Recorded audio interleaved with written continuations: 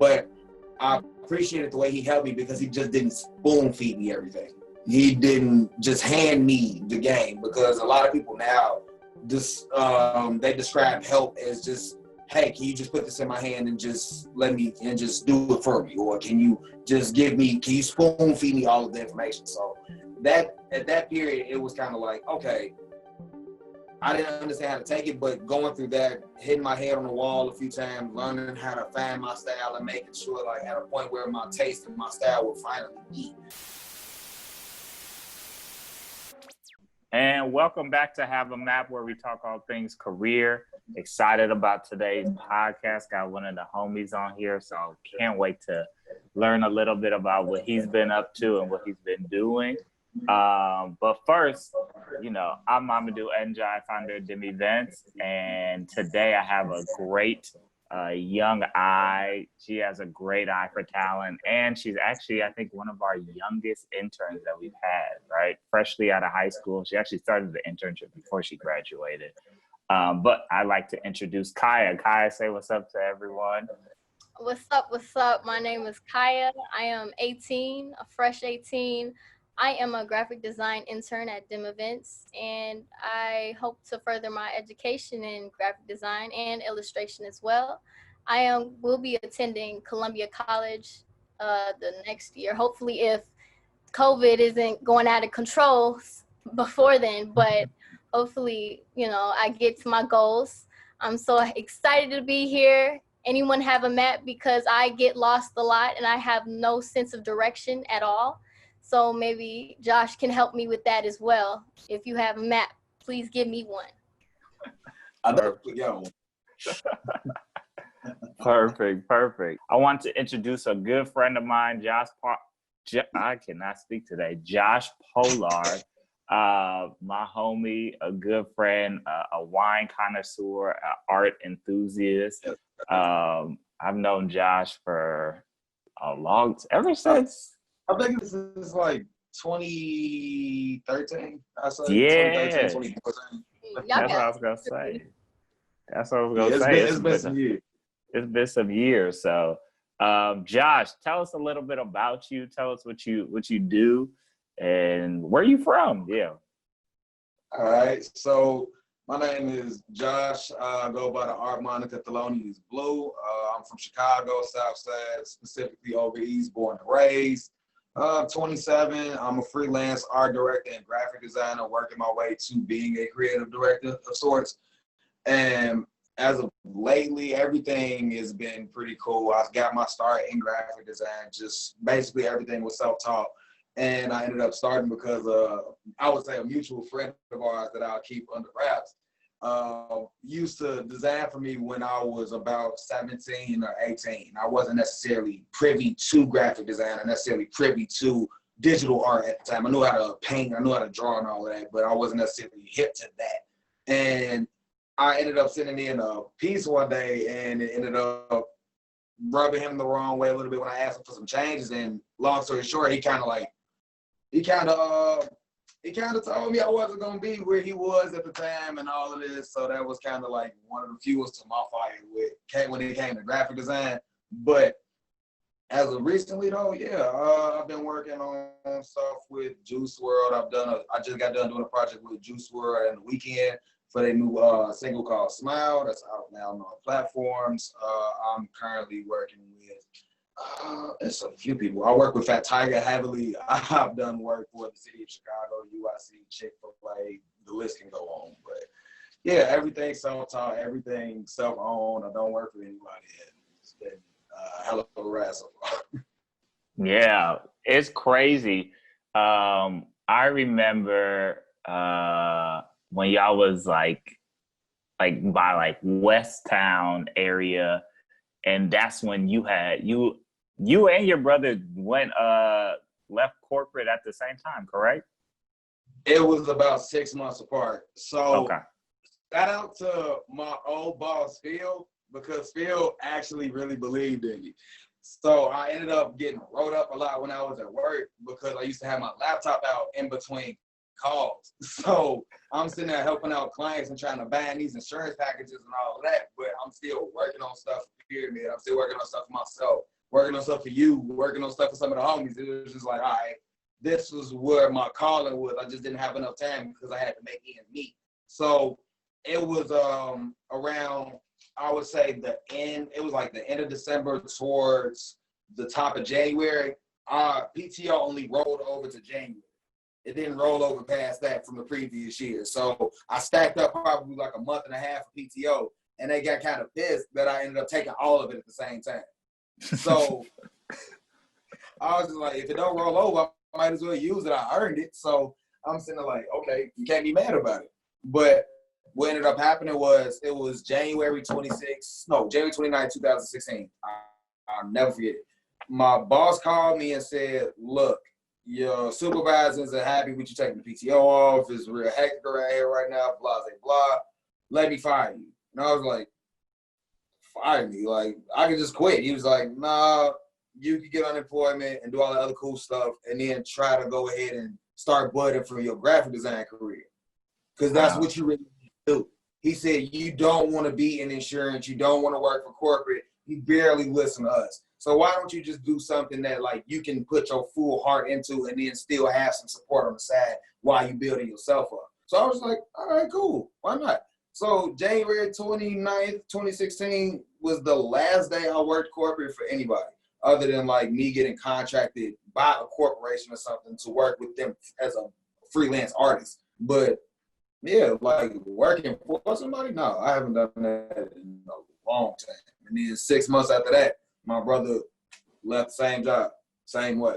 So it was real dope, and it was scary as hell, honestly, because it was literally like the group of friends and the group of people that I'm always around is such a young Black professional crowd, and everybody is on their P's and Q's. Everybody got their T's crossed and their I's dotted from what it looks like. Everybody is doing well in their careers, and I've always felt as if doing that, if I jumped off of that ledge, it would make me work 5 times as harder for what I wanted to actually do in order to make a actual impactful, I would say, mark in the game now.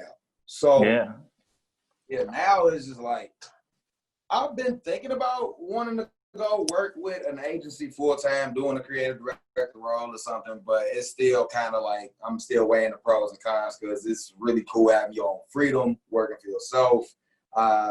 Hire other designers when I need help now, and it's real cool to be able to put bread in other people's pockets. It's like I kind of don't want to go back to the structured system unless I'm the one in charge of said structured system, if that makes sense. So 100%. And I would say just like I remember going to your house and when you was talking about, I was like, dang, this is dope. Cause like for me, I left corporate, I think like the year right after. So like seeing y'all do it really helped to motivate me, and like extremely thankful for that. And you touched on one of the things that I want to cover for you though, is we always talk about impact, right? So what do you think is your impact on the world? My impact comes through my art for sure. And it comes through, I feel like the way I feel about graphic design and how passionate I am for it. Because with graphic design and with art in general, it's basically helping someone put their vision to life. And you're basically helping create the look and face to someone else's child.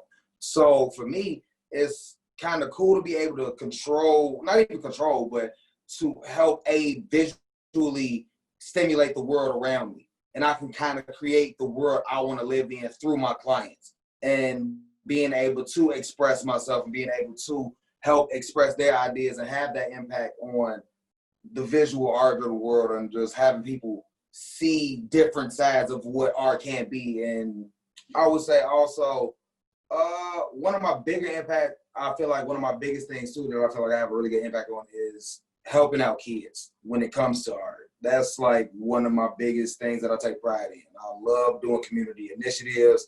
Like when I worked with Dez doing a project with Betty Shabazz, we did an entire collection of fashion show for them.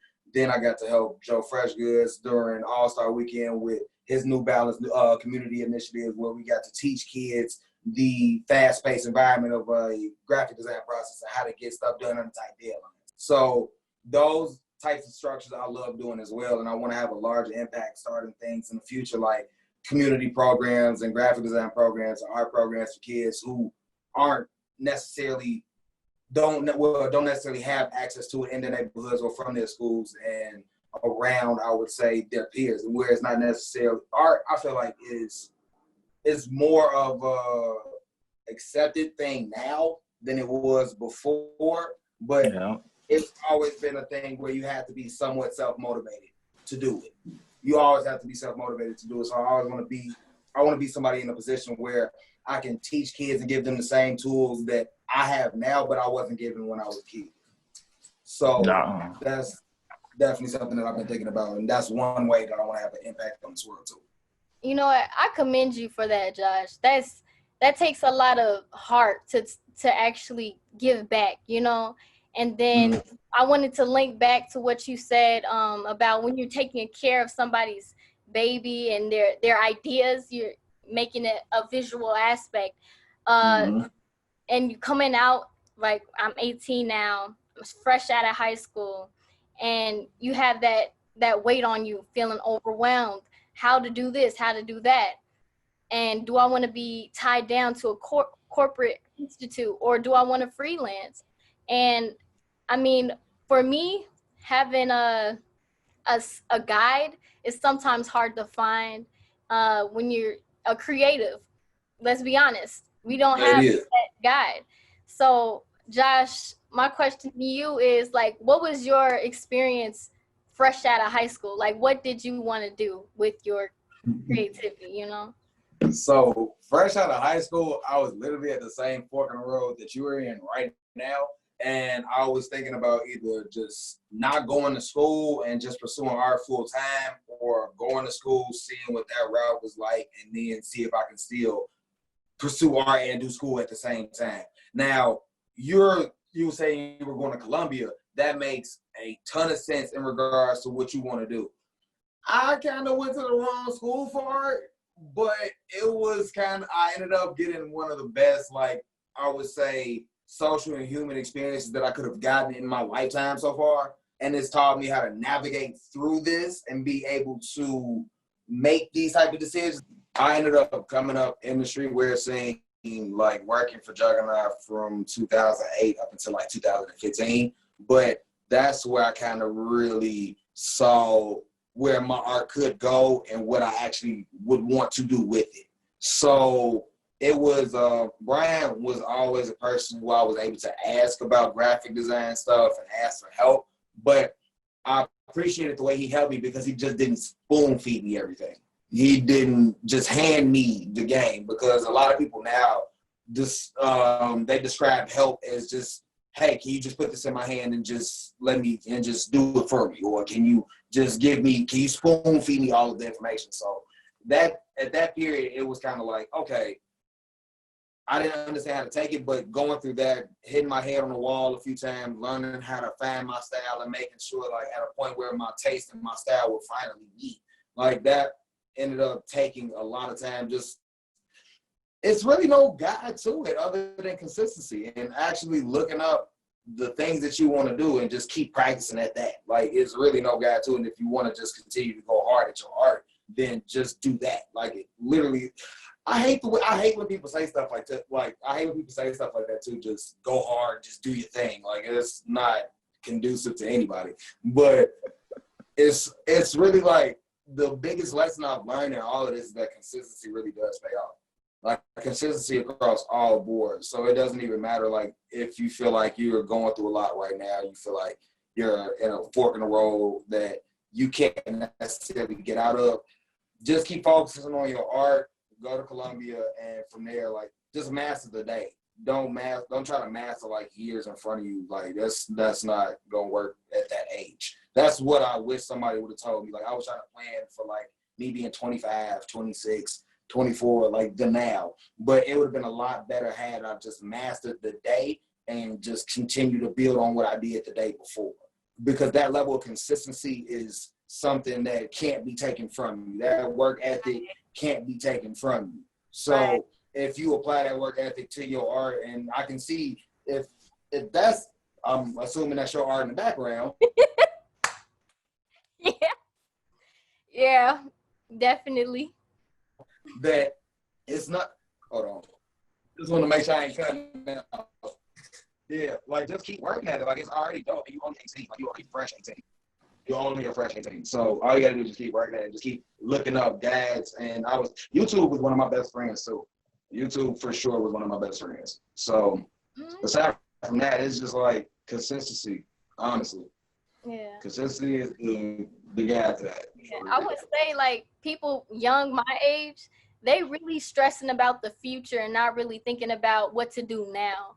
And I think that's like one of the problems I'm having, and a lot of people, my peers have too. So that was some nice advice. I mean, I can see why, because it's high school and the way everybody stresses it, you'll see either like, oh, you finna go into adulthood, or you finna step into the real world. It's not finna be your parents taking care of you no more, because in reality, some people do go through that. But then also it's just like, okay, it is what it is. High school isn't the end all be all. This is not a place that you should peak at. So after high school, your next step is literally, the way I would look at it and the way I look at it back then was, okay, now I have more room to do the things that I want to do. Like I have a lot more room to learn about the things I want to learn about. I have more control over me as a person and me creatively and me about what I'll ingest mentally. So for you, all you gotta do now is just focus up on your art. You're going to a good art college. Like that's somewhere I wish I would went. There or the Philadelphia School of Arts. Like I ended up going to SIUE. Yeah, great school, great people, bad for art. Just wouldn't do it. Just focus on your art. Just hone in on the time, especially like all the time the quarantine gave us. I was able to sit down and like really hone in on a lot, especially like the first 2 months. I was able to really sit down and hone in on everything that I wanted to learn, from like animation to trying to add my animations in through coding when I'm doing websites for people, stuff like that. But just literally mastering your art is the only thing you should be worried about at this point. So how do you master your art during like day to day? Do you set yourself goals or like focus on certain skills every time being? Like what do you do in your life right now? Just talking about the present, what we doing now. Oh yeah, I definitely set up a time schedule as to like how I will be working for the day. About 85% of the time, it doesn't end up going to plan, because I usually end up wanting to add more stuff into the schedule, or I want to probably do less work that day. It really just depends. But as far as my everyday schedule goes with art, I take about 2 to 3 Skillshare classes a day around the subjects that I'd like to do. So for me, I've been really learning animation, and I've been trying to really get into 3D molding, because I want to use that for a couple of projects that I'm working on in the future. And with that, I just sit up and probably I get up at like 6, 7 in the morning, make a smoothie or juice or something, come back in my office, and then I sit down for probably like an hour and a half, 2 hours, take my class through Skillshare, apply it in about an hour and a half, I would say, exercise that I'm doing for myself. So I'll add it to whatever other projects that I may be doing at the time, or I'll just make something up at a time, just so it's like, okay, it's beneficial for later. But for the most part, those Skillshare classes really do help me a lot. Throughout the day, I got a lot of client work, so that's like one of my biggest things too. Like I have a gang of clients where it's how can I put it? I'm doing a lot of work for a lot of other people that does not necessarily concern myself, other than me like doing the work. So sometimes my mind isn't necessarily always in the most creative spaces, because you have to like in those type of situations, you're critically thinking for about 12 to 13 hours on a day. So it's sometimes for me it's a little bit hard to schedule in my own time for my own stuff. But when I do actually schedule that time in, it'll be late at night too. So I'll sit up after I did those Skillshare classes early in the day, do some client work, then I'll come back around, probably paint something on my iPad, finish a painting that I already have in the house, or I might start something in my sketchbook, just so I can be physically grounded into the work that I'm making too.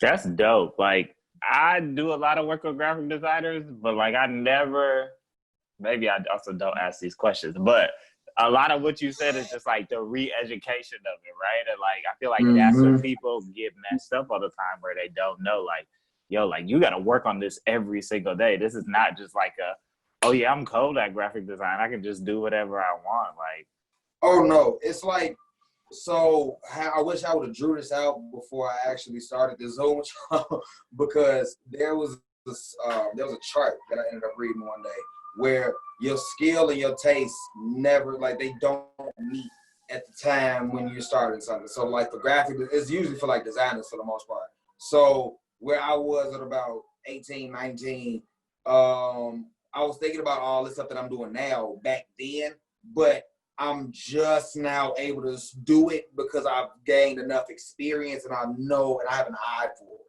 I've developed the skill set to finally pull off the things that I want to do. So it'll be your taste and your skill set, and you finally have to let them meet. Like when they finally do meet, it's a beautiful thing. But until they do, you just got to keep working at it. It's not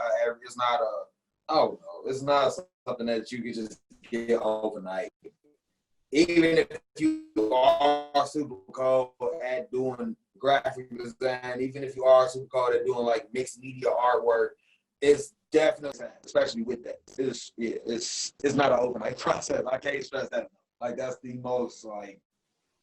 biggest thing that I can say to that, because a lot of people give up and a lot of people quit doing art that I know that are really, really good at it, but they feel as if they don't have the exposure enough, or they don't have the cachet, or they don't necessarily have the skill set in some cases when it comes to what they want done and what they actually can't do. And this is like, again, just consistency. It goes back to that same model that I said at the beginning of this. Like, you have to keep going with it. Because if you stop, then that's done. Yeah. It's literally done. But that goes along to the quote that I had touched on with you guys prior to us getting on the phone. Like, it's literally, you lay a brick every day. You lay a brick every day, and eventually when you look up, you're gonna have a whole house or a whole wall right in front of you. But you're not necessarily concerned about the wall being built. You're just concerned about making that one brick for the day and putting it down. That's how I move. So yeah. And I feel like that's so inspiring. I think like people need to hear that, right? One thing you touched on that I think is interesting, and I know you, so I can kind of elaborate on it, but like you talked about like waking up, making your smoothie, making your juice, all of that stuff. Like I always people think of self-care as if it's just like this one thing. Maybe it's like the day of rest, or maybe it's like a face mask. But like for you, right, what was that self-care journey like, right? Because I'm sure like there were times where you were waking up or you were staying up super late trying to knock out work, but maybe you weren't taking time for yourself to like get back into a creative mind state and trying to figure things out for yourself. So what's that self-care journey been like for you?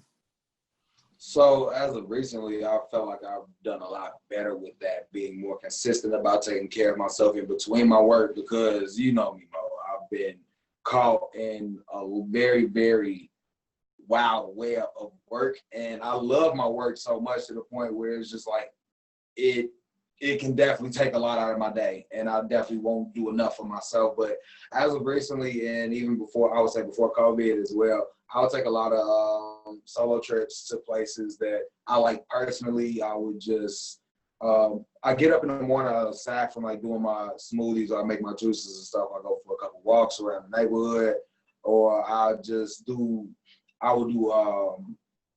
scenery sketch work. I forgot the proper name that you would call it, but I would literally go outside, like go by the lake or something with my sketch pad and just literally draw the surroundings and just try to like stay grounded around me into what I try to remind myself of my whys as to why I'm doing this in the first place. So I just try to take it back to like the things that I knew from back in the day that I really love to do and what really made me love art, and just traveling too. Like those are the things that really like kind of put me back.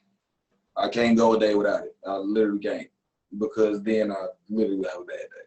I don't know why, but it's just it's what it is. That's just like my personal when I wake up hearing the sound of that blender or hearing the sound of that juice, it's just like my refresher knowing like, okay, I'm gonna get into some real stuff today. I'm gonna get into some real work when I get done making this. It's just like somebody getting up making their coffee every day, or watching their news reports, or watching their stock options. I get up, I like to hear the sound of my blenders in my juice makers just so I can get my good fresh going for the day. Yeah, being in the creative business is stressful. Like having that time for yourself and remembering your roots is really helpful and healthy actually. Like I'm like in my neighborhood, like Southside, you know, it has a lot of meaning, it has a lot of culture, it has a lot of you know, artistic background, and I guess inculcating, my bad, I'm illiterate, inculcating that in what you're doing now. So like any current projects you have that you're using your talents right now, as of now, current projects? Current projects, yeah, I actually got like a bunch. Like my favorite ones that I just got done working on, actually, I think I mentioned it at the top of the podcast, was the joint that I just did with The Weeknd and Juice Wrld for the new single Smile. I'm doing some work with King Louis on a couple of projects. I have a couple of projects under wraps with Fortune and the Heatbox. I'm also doing a couple of projects with Jägermeister, and those are going to be really cool. I'm doing a Save the Night campaign with Jägermeister, and it's going to be really, really dope once the motions and the graphics, everything are done for it. And I feel like my favorite project though was, right now, my favorite project probably was my Fortunate stuff that I'm coming out with. That's like my top. I don't care if I'm working with all of these celebrities. I don't care if I'm working with these labels and these large corporations. That's cool, but I finally have been able to get time to circle back and take care of myself and do my own thing again. So that's been like my biggest. That's like my biggest and my most favorite project I'm working on. So aside from all of the other ones that I see it. That's dope. One thing I did want to highlight very quickly is like your influence on creations that you created, right? So there was I think it was a Fat Tiger t-shirt that you made, right? You helped design. Yeah, from Chicago, a love piece that I did with Wrld. That debuted at ComplexCon, and that was probably one of my favorite projects that I got to work on with him and a couple other people in the last few years. Like, that was a really dope project that I don't think either one of us saw being as big as it was. Like, we knew it was going to be something like, okay, this is going to be really decent. Like, the city's going to like this. This is going to be something that we can have a really good push behind. But like the way it came out at ComplexCon and the way the city really showed love towards that, like, it was crazy. Like, that was insane. And now it's like you see so many other people. I probably counted like 5 or 6 other brands that have done it or done something similar to it. And it's insane almost, but also at the same time, it's a part of the game for me. Like, I don't necessarily like look down on, I mean, I look at them crazy because it's like, come on, bro, like you know where that came from. But also at the same time, when you see people doing stuff like that, I've always looked at it like, okay, you're doing something right. You're doing it right. Mm-hmm. Because that means that person who can't necessarily come up with their own creative thought likes your idea enough to the point where it's like, okay, this is a good base to start from. Or, okay, this is what I know is going to ring off in the street, so I know people are going to gravitate towards this because of how it's doing over here. Like, it's so many different reasons as to why people do it. But me personally, I look at it as a form of flattery to a degree. Of course, it's annoying, but again, it just lets you know, like, you're doing something right. And you shouldn't stop what you're doing either. Just keep going, because by that point, when people buy stuff like that, we already on to like the next 3 or 4 things. So it's just like, all right, that's cool. You look crazy, but I like it. I still kind of like it though. I like it. I also had some questions for you, personalized questions, because. I'll go ahead. Yeah, but you know, I was like struggling with like trying to because I actually got into Adobe Illustrator not that long ago. So it's been kind of hard trying to find my signature design because, or, you know, I don't like copying other people and doing all of that. Like really trying to find your own signature look of how you want your own design to be.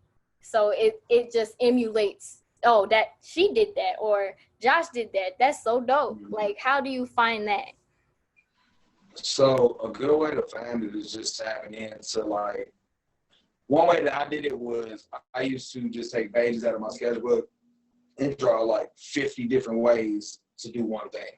So I'll do like 50 or 40 different versions of one eye, or 50 or 40 different versions of a mouth or a hand or a body or a torso or something, just to see what kind of, for me. But then also through that trial too, I did a lot of just freelance drawing. I just kind of, when I put my pen on the paper or I put my pencil to the paper, it just kind of went with it. I didn't really have a structure as to where I was going with the design. I didn't really have an end goal with how this is supposed to look. I just want to see where my mind takes me. So I'll just start drawing and end up drawing for hours. And the idea just, I would say, develops over time as you start to see like, okay, this may look good here. This may look good here. Let me try to do this. Let me try to do this. And then you have this full, either however you want to look at it, it can be a page of mess, or it could be a page of something that you really like are proud of, and something that you can really turn back and look like, okay, I might be able to pull something from this, and then keep practicing that. That's something that I really got good at doing too. Like I said, just go ahead, freelance it, and just keep drawing until I get bored with the idea or I feel like it's complete. And then I'll try to expand or off of that idea too later on down the line. And that way it's just like you start coming up with your own original content. You start coming up with ideas in your head like, okay, I think I like this a little bit better than I like this one. So let me make a couple of changes and draw it different on this next one. Just keep challenging yourself, like just to see where your mind goes. You would get in trouble for drawing and sketching in school and all of that, but now that's your money. That's life now. And like literally, I'll probably say from 4th to about 7th grade, I still got all of those report cards. But all of my derogatory notes on those report cards, they all said the same thing. He either draws on the desk or he's drawing all day in class and does not listen to me. That's literally it. And it's not like I was a bad kid. It's not like I just didn't want to be there in school. My mind was elsewhere. I literally wanted to draw stuff all day. So I got in trouble for that. Like I got sketchbooks and notebooks from when I was a kid still in my mom's house. Like I still go back and look at them and just be like, this is what 8-year-old me was thinking about. Like, all right, I guess, but let's keep going. Then I still got like one of my favorite paintings that I actually ever made came from, and I did just like I told you earlier, just keep trying out different ideas and just keep expanding. One of my favorite paintings that I ever made, I made that when I was 18. I used oil. It was a rendition of Thelonious Monk, but it kind of just went into its own little thing after I just kind of found that base. And that was like the first painting I ever sold. My dad bought it for me too. Like that was the first painting I ever sold. And then when I'm sitting there thinking about it now. Like it was just a lot, but yeah, definitely. What advice would you give yourself if you could travel back in time, meet your 18-year-old self, 8-year-old self? What would you tell yourself or give advice? Slow down. Relax. Relax. And like literally just like be in the moment. Like my 18-year-old self is thinking about things to do when I'm 23. Like I'm sitting here trying to figure out like where I'm gonna be after college or where I'm gonna be in the next 5 years. Like it's a lot of pressure at that time for me. So I wish I could have just told myself to like, hey, just enjoy what's going on around you right now.